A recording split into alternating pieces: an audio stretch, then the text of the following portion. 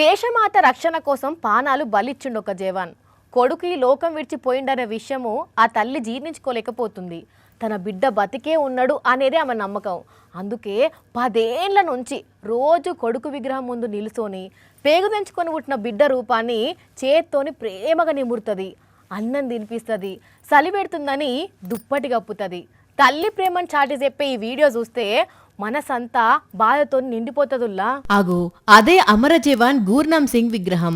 ఆ విగ్రహం ముందు నిలుసోని గోరు ముద్దలు తినిపిస్తున్నది ఆ వీర సైనికుని తల్లి జస్వంతా కౌర్. అదేంది విగ్రహానికి అన్నం తినిపించుడేంది అని అంటే అది కొడుకు మీద ఆ తల్లికున్న ప్రేమ.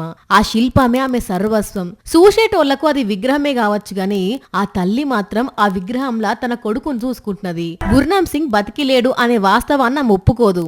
నిన్న మొన్న ఈ తల్లే తన కొడుకు విగ్రహానికి సలివెడతదేమో అని ఒక దుప్పటి చుట్టిన వీడియో మీరు సుత చూసే ఉంటారు.